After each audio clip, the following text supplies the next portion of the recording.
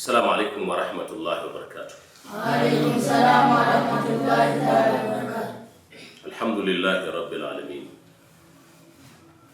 Wa sallama Allahu wa baraka ala an-nabiyil karim Muhammad ibn Abdullah wa ala alihi wa sahbihi wa sallim tasliman kathira, amma ba'du.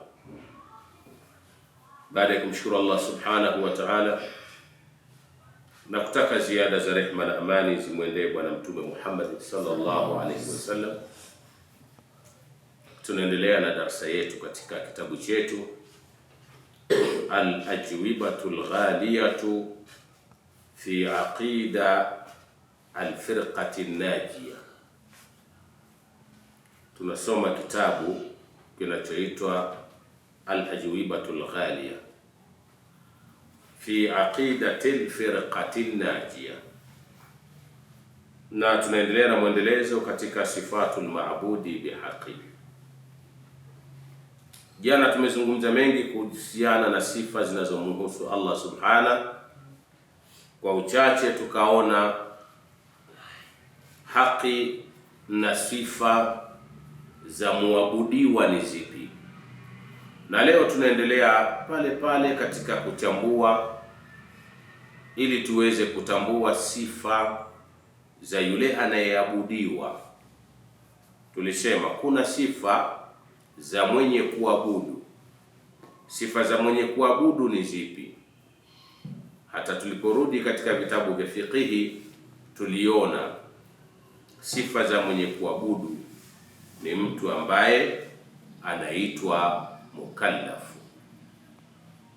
Mukallaf kwa lugha ya kifikihi ni yule mtu mzima anayetenzwa nguvu na sheria, kwa maana ni mtu anayelazimishwa kutekeleza mambo ya wajibu na sheria.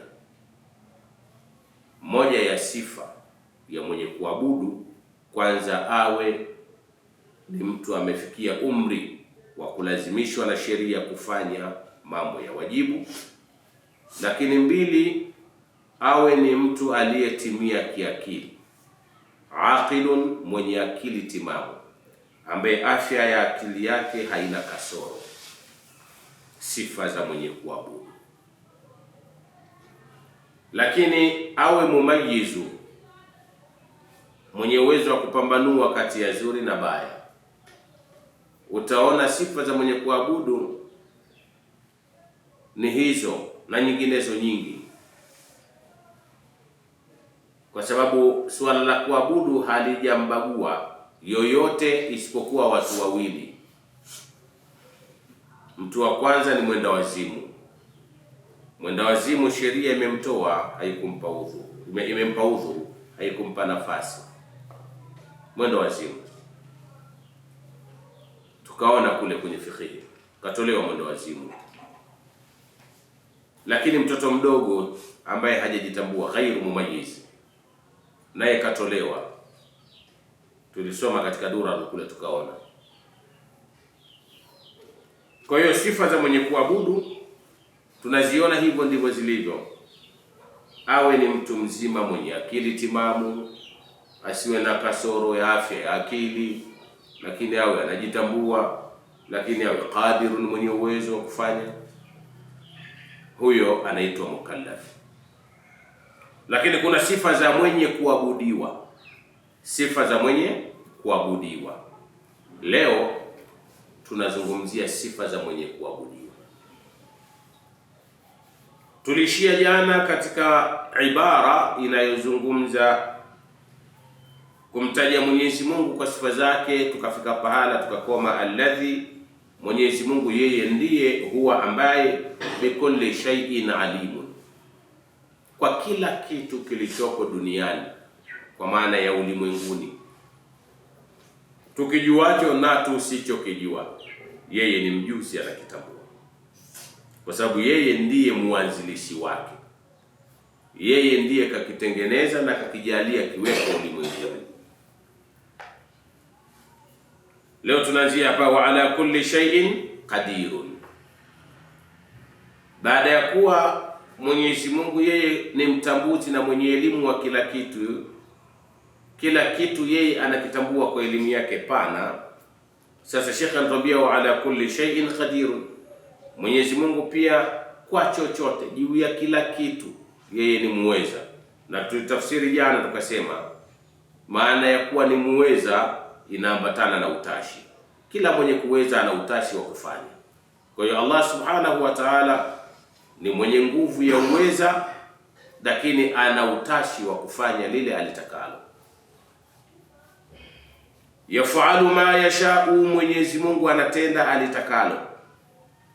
Ndio kwenye Qur'ani ikaja kule, kama sikosei, katika surati Kuwirat, wama tashauna illa an yasha Allahu rabbul alamin. Nyie hamuna utashi munaotaka mukafanya. Ndio maana hata Mtume akatufundisha vema mtu aseme insha Allahu, akitaka Mwenyezi Mungu kesho nitafanya kitu kadhaa, lakini usiseme mimi kesho nitafanya. Wewe huna utashi. Sawa? Kama Allah subhana akitaka nitafanya insha Allah, unarejea kwenye sifa ya Mwenyezi Mungu. Sawa? Yafalu ma yashau, yeye ndiye hufanya lile alitakalo kwa wakati. Inama amruhu idha arada shay'an an yaqula lahu kun fayakun. Ana utashi wa kufanya lolote wakati wowote. Hiyo ni miongoni mwa sifa ya Allah subhanahu wa ta'ala. Kwa hiyo wama tashauna, ninyi hamuna kile mnachoweza kukitaka, illa an yasha Allah, isipokuwa Allah akitake kiwe ndio kitakuwa. Wewe huna uwezo wa maamuzi. Utaona maamuzi yako yanaendeshwa na Allah subhanahu wa ta'ala, kwa sababu yeye ndiye muendeshaji wa kila kitu. Hata lile unalotaka wewe haliwi mpaka yeye alitake ndio litafanikiwa. Wama tashauna illa an yasha Allah. Kwa hiyo yahkumu ma yuride, lakini Mwenyezi Mungu anapitisha maamuzi kwa kile akitakacho au kwa yale ayatakayo. Wayahkum, na Mwenyezi Mungu anapitisha maamuzi ma yuride, kwa yale ayatakayo. Ndio al-Imam Shafi akasema da'il ayyama taf'alu ma tasha'u, acha masiku yaseme na yatekeleze yale yanayotaka masiku. Kwa hiyo kila tukio linalopatikana ni miongoni mwa picha, ni miongoni mwa matokeo ya masiku kadri yanavyokwenda. Da'il ayyama taf'alu ma tasha'u, yawache masiku yafanye yatakavyo. Watibe nafsan idha hakama alqada. Sasa wewe kulingana na yale yanayokupitikia katika hayo masiku, ridhika nafsi yako kwa maamuzi ya Allah subhanahu anayopitisha kwako. Ndio akasema watibe nafsan idha hakama alqada, ridhika na nafsi yako iwe murua, nafsi yako iwe shwari, kwa maana ya kupokea yale maamuzi yake Allah subhanahu wa ta'ala. Ndio akasema wayahkum ma yuride, na anahukumu Mwenyezi Mungu kile akitakacho. Hiyo ni sifa yake Allah subhanahu wa ta'ala. Laisa kamithlihi shay'un wa huwa as-sami'ul basir.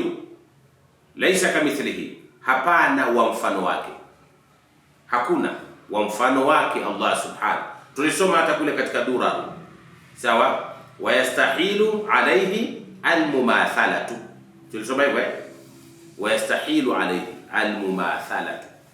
Haiwezekani kwake yeye Mwenyezi Mungu kufananishwa na chochote. Ndio Mwenyezi Mungu katika aya hii akasema laisa kamithlihi, hakuna wa mfano wake Mwenyezi Mungu. Ina maana Mwenyezi Mungu ameepukika na kila chenye kuzuka. Mwenyezi Mungu ameepukika, hafanani na chochote ulimwenguni. Yeye ni yeye, vingine ni vingine. Kwa hiyo hafananishwi na namna yoyote. Wa huwa samiu, naye Mwenyezi Mungu ni msikivu, albasiru, tena mwenye uono. Mwenyezi Mungu ni msikivu. Ndio tulisema jana, ana uwezo wa kumsikia hata sisimizi saa 8 za usiku chini ya shimo, akamsikia shida yake na akamtimizia haja yake. Unapotimiziwa wewe binadamu haja yako, basi ndivyo Allah subhanahu anavyomtimizia sisimizi, anavyomtimizia kiumbe yoyote tofauti na wewe. Vile ambavyo unalalamika na kulia wewe na kujisogeza kwa Allah subhanahu, basi na viumbe wengine tusiowaona ndivyo wanavyohangaika na kujisogeza kwa Allah subhanahu wa ta'ala. Kwa hiyo kwa sifa hizo Mwenyezi Mungu anasema, mtunzi wa kitabu taqaddasa, ametakasika. Taqaddasa, ametakasika Mwenyezi Mungu wa ta'ala, na ametukuka zaidi Allah subhanahu wa ta'ala. Ametakasika kwamba hafanani na yoyote wala hafananishwi, wa ta'ala, na utukufu ni wake yeye. Ani shabihi, kutokana na kufananishwa.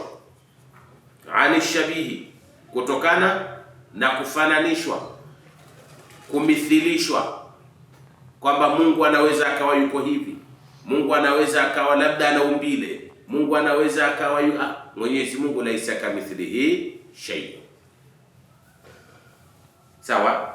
Kwa hiyo anasema taqaddasa, ametakasika Allah wa ta'ala, na utukufuni wake, ani shabihi, kulingana na kuto kushabihishwa, wanadhiri, na kufananishwa, wanadhiri na kufananishwa, wani shariki, na ameepukika Mwenyezi Mungu kwamba katakasika. Taqaddasa, ametakasika, ani shariki, kutokuwa na mshirika, msaidizi.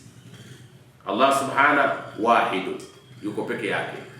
Al-ahadu samadu, kama tulivyosema jana, ni mmoja, tena yeye Mwenyezi Mungu ndiye mkusudiwa, as-samad. Sawa eh?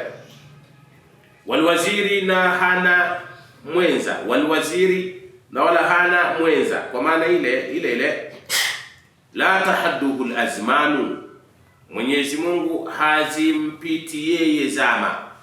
La tahadduhu al-azmanu, hazimpiti yeye zama. Ndio tukaona kule moja ya sifa yake al-qadimu, al-azaliyu, miongoni mwa sifa, yeye ni wa mwanzo. Laisa awwalu qablahu, hakuna wa mwanzo kabla yake Mwenyezi Mungu. Kwa hiyo hazimpitikie yeye zama. La tahadduhu al-azmanu, hazimpitikie yeye zama, hapitu yani. Wala yashghaluhu sha'nun an sha'ni, wala Mwenyezi Mungu hashughulishi na jambo akaacha jambo. Sifa hiyo hana. Sifa hiyo unayo wewe binadamu.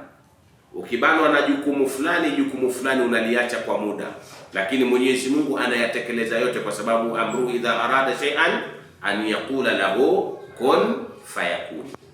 Hapo tuelewane vizuri. Yani Mwenyezi Mungu subhana la yashghaluhu, hashughulishwi, anasema sha'nun, na jambo lolote halimshughulishi likamtoa katika utendaji, kwamba lile limemuelemea likamzidia, jambo moja akaliacha kwanza atekeleze moja amalize, kisha ndo arudi kwenye jambo aliloliacha akiba. Hiyo sio sifa ya Mwenyezi Mungu. La tuhitu bihi aljihatu, la tuhitu bihi aljihatu. Sawa? Wala Mwenyezi Mungu hazimzunguki kipande, kwamba akazidiwa na ulimwengu jinsi ulivyo, ule ukubwa wake na pande zake, kwamba zikamzidia basi. Sawa? Ikiwa wala yushghaluhu sha'nun, hana sifa ya kuzidiwa na kushughulishwa na jambo, kama walivyosema watu wa sheria, almashghulu la yushghalu, aloshughulishwa na jambo huwa haongezewi jambo. Mtu katatizika na jambo, anawaza jinsi ya kulitatua, halafu huwa anakwenda kumuongezea jambo lingine. Uwezo wa kibinadamu, akili ya kibinadamu na nguvu, kwa maana ya pawa ya mwanadamu, haina uwezo wa kumiliki zaidi ya mambo 3, 4, 5 kwa wakati. Anahitaji awe na mpango wa moja baada ya jingine. Lakini Allah subhanahu wa ta'ala hayuko hivyo. Yeye ndio anaiongoza dunia na kuiendesha na kila kitu. Leo tunapozungumza hapa, tunapozungumza mimi na nyinyi hapa, tuko darasani hivi, tunapozungumza kuna mtu analiwa na simba. Hivi tunapozungumza kuna mtu anafia mtoni. Hapa tunapozungumza kuna mtu sasa anamezwa na nyoka. Hivi tunapozungumza kila mmoja kwa namna yake. Kuna mtu anakanyagwa na gari sasa, nafsi inatoka. Kuna mtu anatumbukia kisimani, nafsi inatoka. Yaani kila mmoja kwa namna yake. Lakini hivi tunapozungumza hapa tulipo, kuna watu binadamu wenzetu wanazaliwa. Kwa hiyo anazaliwa huyu, anaondoka huyu. Kuna huyu anaomba riziki, kuna huyu anaomba hili. Kuna huyu anaomba hiki, kwa hiyo Mwenyezi Mungu utamuona ni Allah ambaye hana mfano wake. Unafikiria viumbe ni wangapi duniani? Sisi tunaojuana tu binadamu, hatuna hesabu, hatuna idadi. Hatuna idadi. Wake kwa waume. Lakini unafikiria kuna ulimwengu gani zaidi ya huu? Kuna ulimwengu mwingine zaidi ya huu? Majini. Kuna viumbe wa bahari, kuna viumbe wa wapi? Wote ni viumbe. Kuna sayari, kuna viumbe wako juu ya sayari. Mwenyezi Mungu wote yeye ndio musabifu. Yeye ndio anayewaongoza. Yeye ndiye anayetekeleza maombi yao na kuwajibia maombi yao. Ndio laisa kamithlihi shay.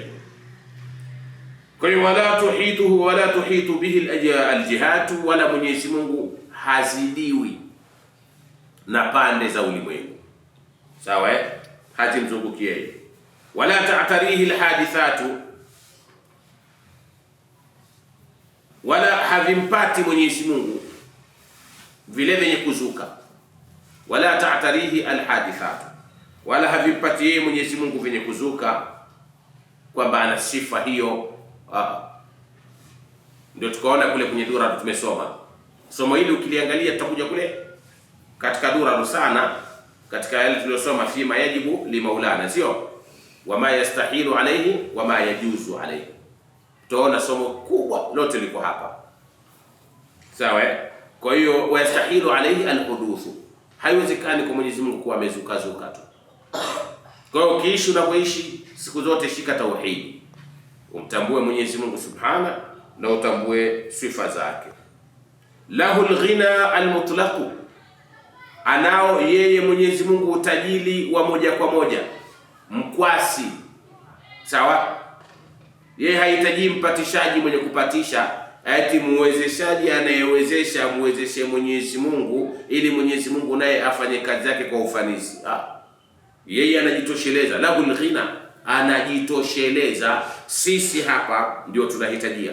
Ndio utakuta hata wale mabilionea wanahitajia kwa wengine ili biashara zao ziende, wanahitajia wafanye kazi, wafanye mahesabu, watu wa nini, alimradi kila mmoja kwa namna yake, ili kusudi jambo lake lisifeli. Lakini Mwenyezi Mungu hayuko hivyo. Ndio asema lahu alghina almutlaq, Allah subhana ni mkwasi wa moja kwa moja, asokuwa na kaidi aina yote, hana kaidi aina yote.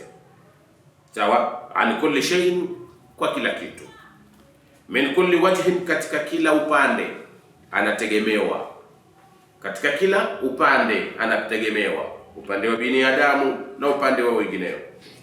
Wa kullu ma siwahu, na kila ambaye ni tofauti na yeye Allah. Wa kullu ma siwahu, na kila ambaye si yeye, na kila ambaye si yeye Mwenyezi Mungu.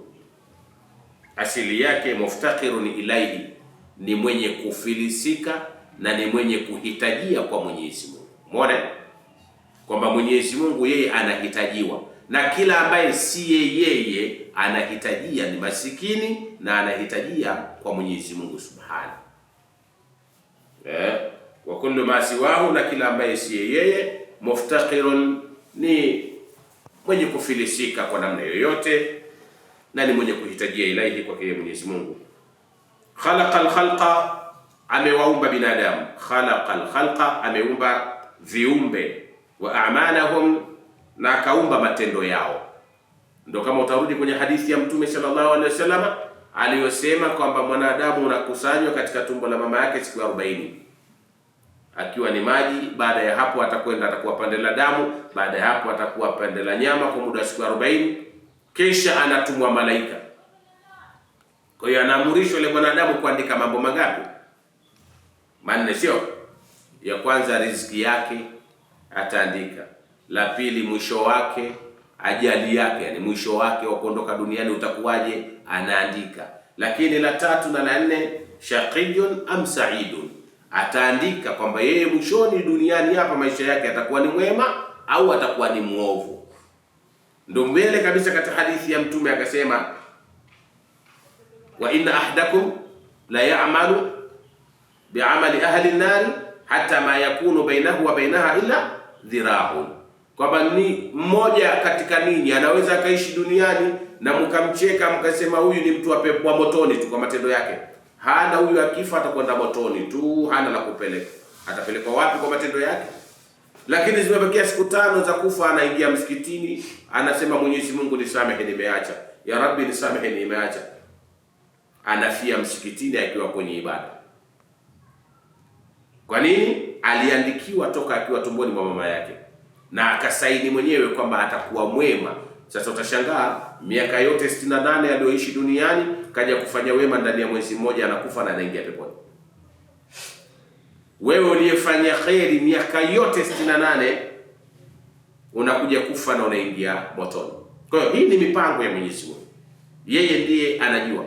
Kwa hiyo amewaumba binadamu wa amalahum, na akaumba matendo yao pia, wa qadara arzaqahum, lakini akaweka mpango maalum katika riziki zao. Riziki usione unakula, usione unapata, huu ni mpango maalum Mwenyezi Mungu kaweka kwako. Kuanzia unazaliwa mpaka unaondoka duniani, utakula tani ngapi za vyakula, utakunywa maji lita ngapi, utaishi vipi, Allah subhanahu ishaweka na kushakadiria.